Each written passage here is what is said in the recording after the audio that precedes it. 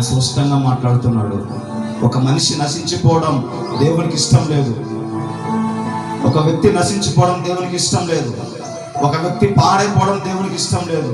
ఆ వ్యక్తి మారు మనసు పొంది ఆ వ్యక్తి మనసు మార్చుకొని దేవుని దగ్గరికి రావాలనే దేవుడు కోరుకుంటాడు. కానీ ఒక వ్యక్తి తాగి తాగి చనిపోవడం దేవునికి ఇష్టం కాదు. దేవునికి ఇష్టం కాదు.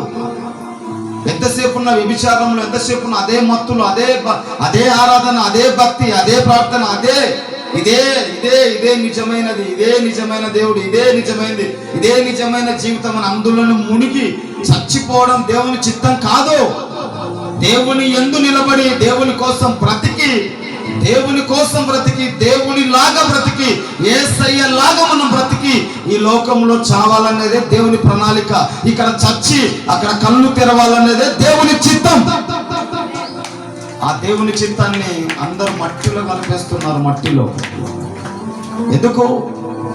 ఎందుకు లోకములో ఉన్న తుచ్చమైన దానికోసం, లోకములో ఉన్న తుచ్చమైన దానికోసం దేవుని కాళ్ళతో తొక్కి ఆయన సిలువ వేసి గాయపరిచి వెళ్తున్నారు. అందుకే చాలా మంది జీవితాలు కట్టిక చీకటిలో సమాధానం లేక, నెమ్మది లేక, సంతోషం లేక చాలా మంది నలిగిపోతున్నారు.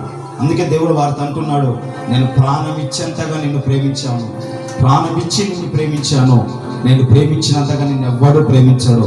నేను ప్రేమించాను, ప్రాణం ఇచ్చాను, రాన్న అని దేవుడు చేయి చాపి పిలుస్తూ ఉన్నాడు.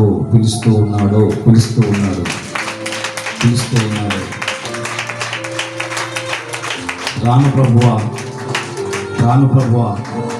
నేను నిన్ను ప్రేమించట్లేదు ప్రభువా, నేను లోకాన్ని ప్రేమిస్తున్నా ప్రభువా, నాకు లోకం కావాలి ప్రభువా అని లోకంలోకి వెళ్ళిపోతే దేవుడు అన్నాడు, ఏం చేస్తాడంట? ఏముంది లోకంలో? ఏముందని చెప్పా? ఏముంది లోకంలో? శరీరాశ, నేత్రాశ, జీవపుటమ్మం. శరీరాశ అంటే ఈ శరీరాన్ని సుఖపరచడం కోసం, ఈ సుఖాన్ని సుఖపెట్టడం కోసం, ఈ శరీరాన్ని సుఖపెట్టడం కోసం ఎన్ని పనికి మాల పనులనే చేస్తాం. ఈ లోకంలో అదే ఉండేది. శరీరం సుఖపడాలి, నేను బాగుండాలి.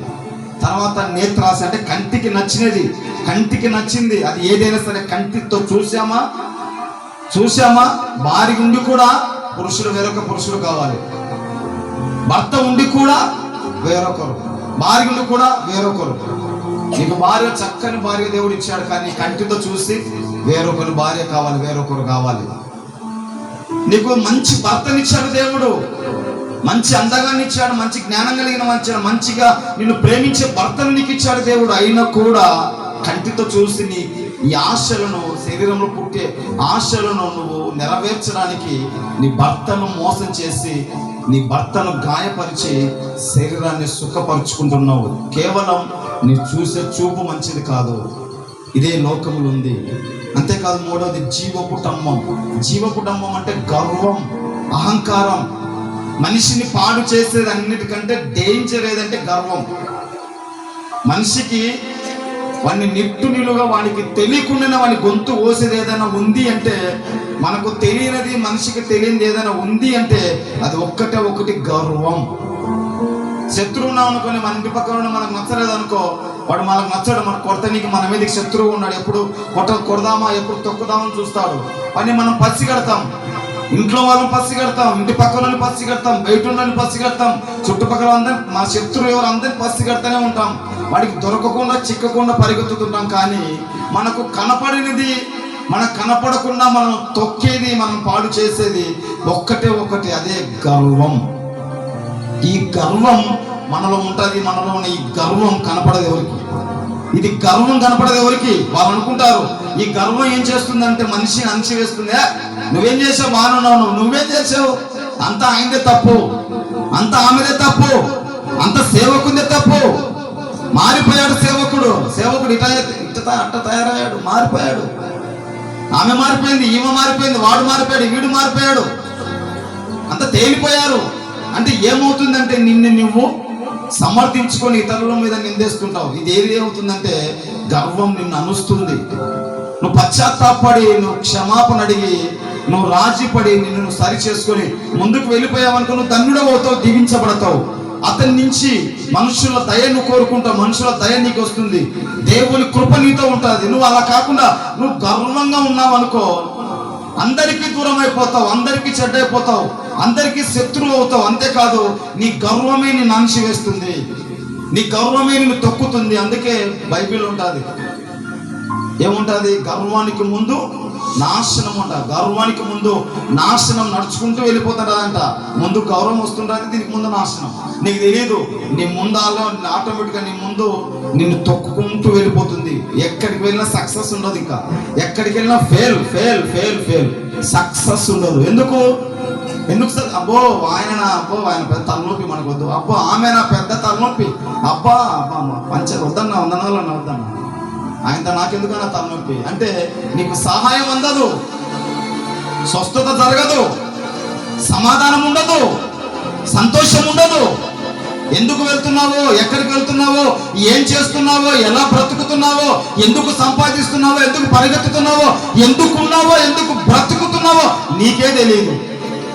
ఏమంటే నా పిల్లలు పెళ్లి చేయాలి. అయితే పిల్లలు పెళ్లి చేసి తర్వాత వాళ్ళ పిల్లలు పెళ్లి చేస్తావా, తర్వాత వాళ్ళ పిల్లలు పెళ్లి. ఇదేనా జీవితం? ఎందుకు వచ్చావా ఈ లోకానికి? ఇంతేనా? వాళ్ళ పిల్లలు పెళ్లి చేసి నువ్వు చచ్చిపోతావు, రోగంతో పడతావు, మంచాన పడతావు, చచ్చిపోతావు. ఎక్కడికి వెళ్తావు? నీ అడ్రస్ ఎక్కడా? నీ జీవితం ఎక్కడా? నీ గమ్యం ఎక్కడా? ఏం తెలియదు, మనకేం తెలియదు. మనకు చేసుకున్నామా, తిన్నామా, తాగామా, తిరిగామా, చచ్చామా. ఎక్కడికి వస్తావు తెలుస్తా? డైరెక్ట్ కింద అగ్నిగుండం ఉంది, అగ్నిగుండంలోకి ఖచ్చితంగా పోతారు.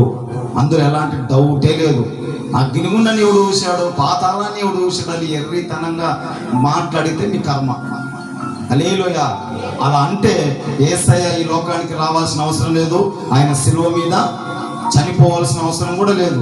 ఒకవేళ పాతాళం లేదు, అగ్నిగుండం లేదు, పరలోకం లేదు, అగ్నిగుండం లేదు, అంత ఉత్తది అనుకుంటే యేసయ్య ఈ లోకానికి వచ్చింది కూడా ఉత్తదే. యేసయ్య మన కోసం చనిపోయింది కూడా అబద్ధమే. అసలు యేసయ్య ఉన్నాడు అన్నది కూడా అబద్ధమే. అలా అబద్ధమైనప్పుడు మీరు ప్రార్థనకు రావడం కూడా వ్యర్థమే. హల్లెలూయా, హల్లెలూయా. ఇది వ్యర్థం కాదన్నా, ఇది వ్యర్థం కాదు. మేము ప్రార్థనకు వస్తే మాకు మంచిదైతే యేసయ్య కూడా వచ్చాడు. యేసయ్య వచ్చింది నిజమైతే ఆయన శిలువలో చనిపోయాడు, శిలువలో చనిపోయింది నిజమైతే మనుషుల పాపాల కోసం ఆయన రక్తం కార్చాడు, రక్తం కార్చింది నిజమైతే ఆ రక్తంలో నువ్వు కడగబడకపోతే ఖచ్చితంగా పాతాళం అనగా అగ్నిగుండం ఉంది అనేది కూడా నిజం. ఇది నిజం, ఇది నిజం. హల్లెలూయా, హల్లెలూయా. ఏమప్పుడు చనిపోయినాక ఎవడు చూశాడు, అప్పుడు సంగతి అప్పుడు ఎవడు చూశాడు ఒకవేళ మీరు అనుకుంటే ఖచ్చితంగా అపవాది మిమ్మల్ని మోసం చేస్తున్నాడు. అపవాది మిమ్మల్ని ఖచ్చితంగా గర్వంలోకి నెట్టేశాడు. ఒక్కోసారి నా మీద నాకే ఒక్కోసారి నన్ను నేను చూసుకొని నాకు భయం వేస్తుంది. ఒకవేళ నేను దేవుని రాజ్యానికి వెళ్లకుండా అగ్నిగుండానికి ఒకవేళ వెళ్తానేమో, దేవుని రాజ్యం నుంచి ఒకవేళ తోసివేయబడతానేమో అని ఒకవేళ నాలో ఏదైనా లోపం ఉందా ప్రభు అని దేవుని సన్నిధిలో నేను కూర్చొని దేవుని సన్నిధిలో ఆలోచిస్తూ దేవుని సన్నిధిలో కనిపెట్టుకోని ఉంటా.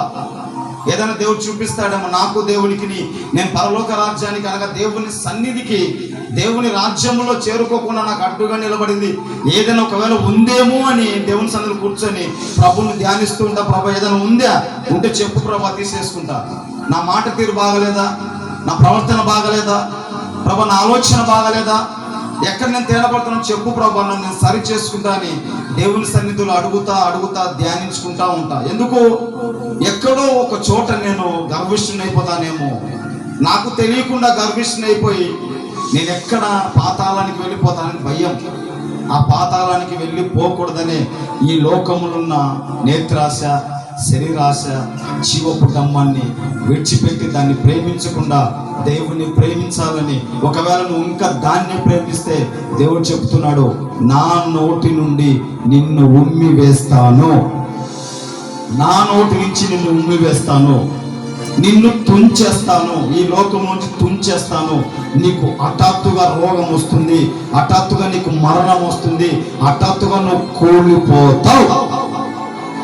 ఎప్పుడైనా నా మాట విని నా మాటకు లోబడి లోకములో ఉన్న వాటిని విడిచి, లోకములో ఉన్న గర్వాన్ని, అహంకారాన్ని, శరీరాశను, నేత్రాశను అన్నిటిని తీసేసి నిన్ను తగ్గించుకొని నువ్వు నా సన్నిధికి వస్తే నువ్వు దీవించబడతావు, నువ్వు ఆశీర్వదించబడతావు అని దేవుడు స్పష్టంగా మీతో, మీ అందరితో మరలా మీకు జ్ఞాపకం చేస్తున్నాడు. ఆమేన్.